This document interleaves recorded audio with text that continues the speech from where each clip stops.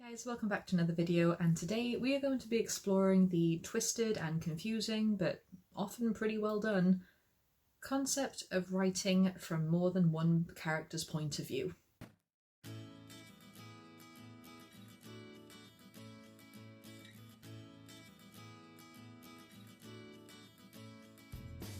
So we have talked about point of views before, like first person, second person, third person, tenses, all that jazz. We have covered these topics before.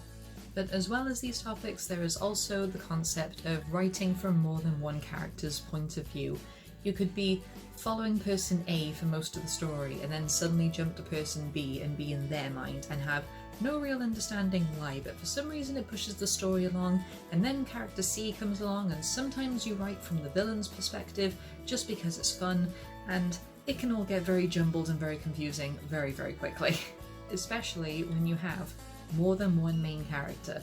At the moment in the book series I'm writing, I have 6 main characters, and that is such a jumble because every scene is written from somebody else's perspective, and you have to get inside their minds and you have to get inside what they're going through and their emotions and get their voices right so you know who you're with while you're reading, and it can be a bit of a clusterfuck. So I thought, why not put together a few little hints and tips that have helped me along the way of how to write from more than one character's perspective. How do you write more than one POV? Well, first off, you need to know your tense and your person. And by that I mean you need to have a very clear understanding of what tense you are writing in. Is it past, present, future? And what kind of POV are you choosing? Is it first, second, or third? If you're choosing second, then that's a completely different ballgame altogether, and good on you, because that is a hard one to cover. Now, don't be afraid to experiment with these tenses and POVs. Don't be afraid to change every now and again just to see what what suits you. What suits you. This is your writing style at the end of the day, so do not be afraid to experiment along the way. But when it comes to more than one draft and revamping and editing and actually wanting to send this off, make sure that you have these things nailed down and that they are consistent, because otherwise it is just going to make things so much more confusing along the way. Having one particular kind of tense, like if you're always writing in the past tense and you're always writing from third person, then that makes things a lot easier, because then all you have to really worry about is the voice, the type of person you are writing. Likewise, you could write that things are happening here and now and you're writing from first person as if you are that character, and when you're changing characters, not only is that a little bit of a split personality thing going on, but it also means that you are getting a hang of voices, that you have this consistent flow. It is just the character that's changing. That just makes things so much easier on you and so much easier on the reader. The next note, just tying things in nicely, is nail your voices. Every character should have a very distinct voice. They should have a very distinct way of thinking, of feeling, of speaking, so that when your reader is taking a look and you've jumped to different characters, they instantly know, okay, we're with someone different. Or if it's later on in the book or the series, okay, we're with person A. I know this, they talk like this is the kind of mindset they have, I know this. It just makes things so much easier all around, and also it just shows off your skills as a writer, because you are able to jump from person to person and have this very unique style for each one, and it just brings the character to life. It shows a lot more development, and it shows that that effort has been put into the planning of this. Nail your voices, because it'll just make every character just stand out so much more. As well as this, are your characters relevant? Are these changing perspectives relevant to the story? Is it because they show more of the world? Are they showing more development? Are they showing that different things are happening at different points during the story in different locations? Is there a heist, for example, and while things are going well for one person, then they notice, something's not quite right here, but I'm doing okay. You can jump to the other person and everything is just in a burning inferno and they have no idea what's going on and they need help. Are these things relevant? Is changing character relevant, and why? How does it push the story along? How does it develop your characters? How does it make things just so much more immersive and interesting? Long story short, do they matter to the story? If the answer is yes, they do, and they need to have a moment to shine, then by all means let them have that moment. If not really, but I wanted to change things up a little bit, then no, you don't need to include that person. You just need to focus on the relevant ones. You could even change things up by writing from a villain's perspective, like just throw that in there where it's like, yes, I'm the evil person who's doing all of these things. Here's my reasons why. Ooh, they'll never figure this one out, but don't do it in such a campy way unless you're writing a satire or something like that. Again, tangents and so many exceptions to rules. There is no straight line when it comes to writing. Do they matter to the story? Are they relevant? How do they contribute?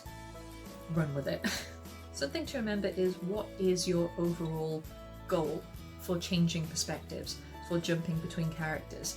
I touched on this briefly a moment ago, but do you have a goal in mind? Is it because there's so much more character development that's going on behind the scenes that you want to explore?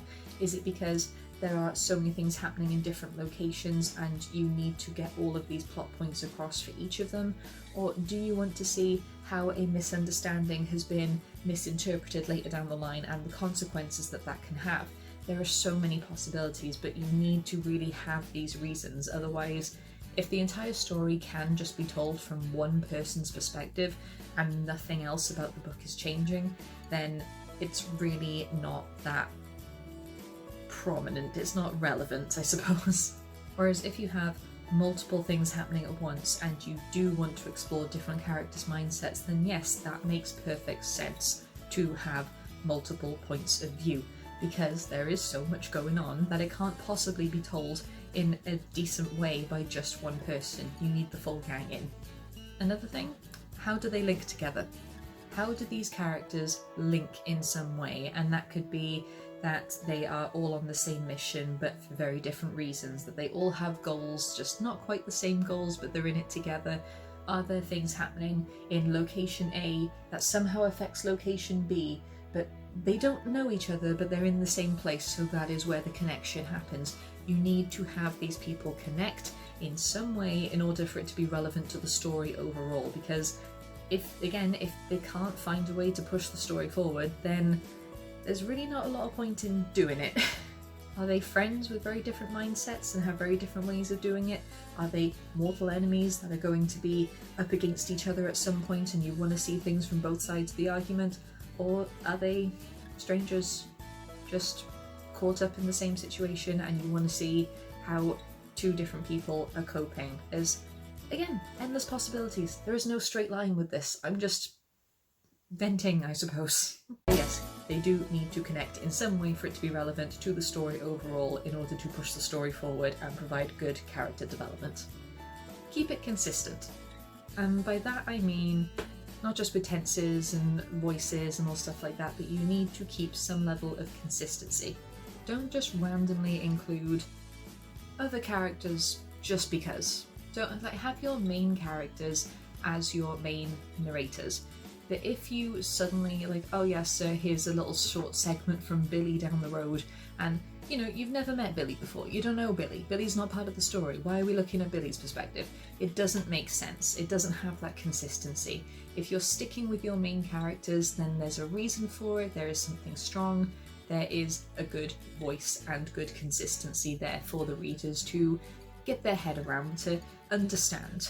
Whereas if you include random Billy from down the street for just one scene in the entire book, why? It just feels irrelevant and pointless and a little bit forced. I'm like, oh, I kind of need another perspective, but I don't know what to do, so I'll just shove Billy in. Sorry for anyone called Billy down there. I'm just... I know I was watching Jacksepticeye old videos and now I've just got "screw you Billy" stuck in my head.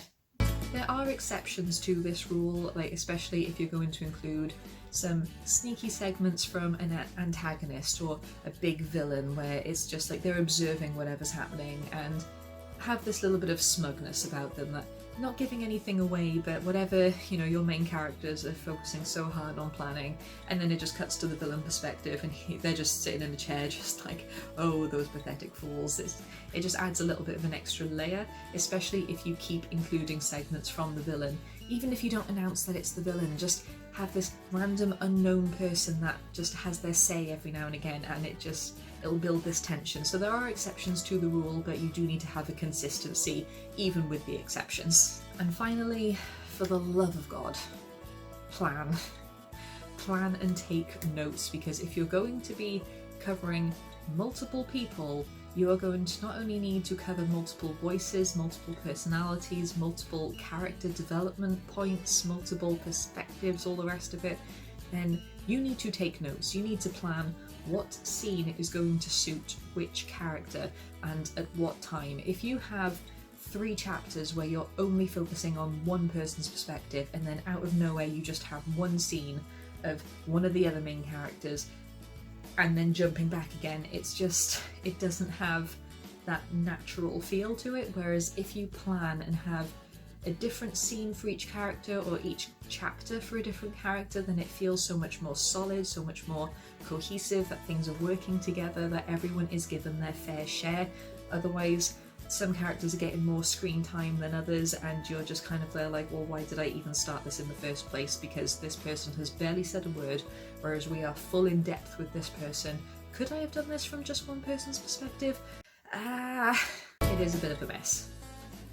So you need to plan, take notes, map out who is relevant to what scene and what kind of plot points you want to hit with each person, in order to make sure everyone has an equal measure, so that your readers so they don't feel cheated in a way. Because if you have a favourite character and you only get like 2 chapters from their perspective, then if you feel a bit cheated, you want to make sure everyone has an equal measure, and planning is going to be your best friend with that.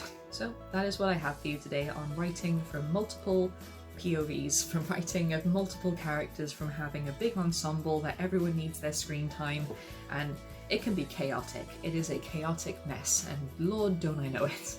But it is fun as well to just explore so many different voices and just to see where it's all going to go, and it's really fun. It's a lot more work, but it is fun, and it's definitely worth it.